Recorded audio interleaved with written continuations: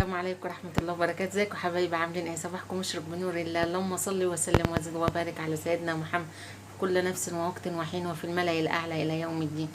ازيكم حبايبي؟ عاملين ايه؟ الله يسعدكم ويسعد صباحكم ويسعد أيامكم، كل حاجة حلوة يا رب ويرضيكم في حبايبكم.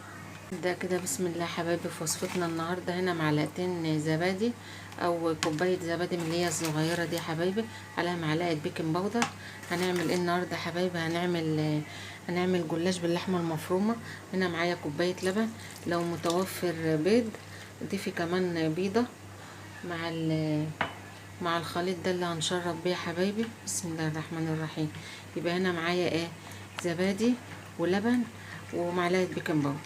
هنا التشريبة دي معايا، ومعايا هنا بقى كمان يا حبايبي اللهم صل على سيدنا محمد ورقتين جلاش بمعدل نص كيلو او اقل شويه. هنا ورقتين اهو. وهنا هنضيف برضو للتشريبه دي يا حبايبي معلقتين سمنه على زيت. بس يا حبايبي دي التشريبه اهي معانا. هنركنها بقى على جنب،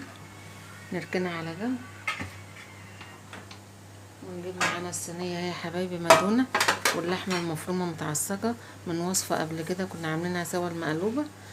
فكان معايا ايه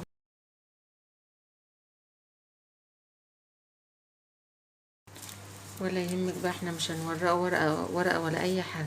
هنا شوفوا الورق معايا متهربت خالص ازاي، ولا يهمك. هنحطه كده حبيبتي، ونحاول نملى بيه القالب بتاعنا كده. بسم الله الرحمن الرحيم. يا بركة بسم الله. اللهم صل وسلم وزد وبارك على سيدنا محمد. اللهم اهدي اولادنا واشفيهم ونجحهم وبارك لنا فيهم يا رب، وارزقنا برهم يا رب وعنا على برهم. اللهم نجح جميع طلبة الثانوية العامة وفرحنا بيهم يا رب. قولوا امين يا حبايبي. هنا كل بقى الورق المتقطع حطيه ولا يهمك، كله حطيه في الطبقة الوسطانية كده ولا يهمك. بسم الله الرحمن الرحيم. نكمل بقى يا حبايبي كده. نقوم جايين نازلين كده بسم الله بالحشو معانا. ده ربع مفروم يا حبايبي مع الصاجة اللهم صل على سيدنا محمد بالبصلة والفلفل. والطريقة عندكم برضو لو حابين. ما تبخلوش على اختكم يا حبايبي باللايك والاشتراك. الله يسعد قلوبكم يا رب ويفرح قلوبكم يا رب. كده نحاول نفردها. لو متوفر جبنة في الوقت ده ممكن تضيفها معاكي. نحاول نبطط كده ونفرد في كل مكان على قد ما نقدر كده يا حبايبي. ننزل بقى بالورقة التانية اللي معانا. بسم الله الرحمن الرحيم. يا بركة بسم الله. كده يا حبايبي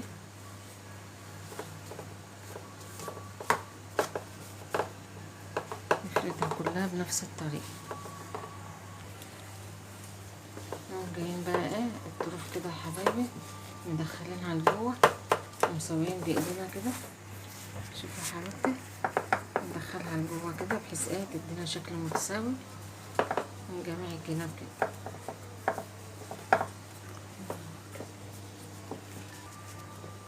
نقطع بقى يا حبايبي.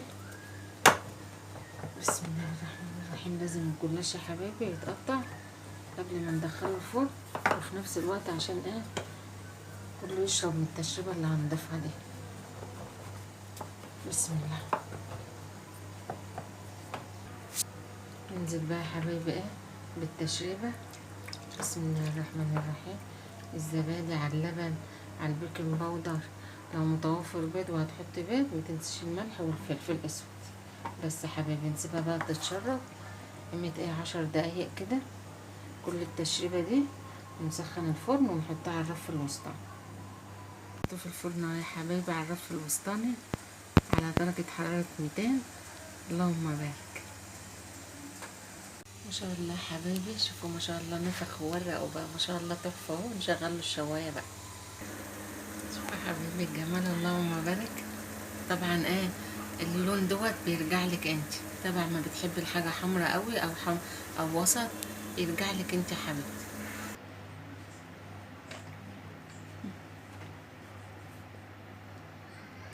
ان شاء الله حبايبي، اللهم بارك. سامعين الصوت ده؟ اللهم بارك. اقل من 5 دقايق، ولا تبريق ولا ورقه ولا ماده دهنيه كتير ولا اي حاجه يا حبايبي. اللهم بارك. شوفوا ما شاء الله التسويه يا حبايبي، تعملوا وتتهنوا بيها يا حبايبي. ما تبخلوش على اختكم باللايك والاشتراك. الله يسعد قلوبكم. السلام عليكم ورحمه الله وبركاته.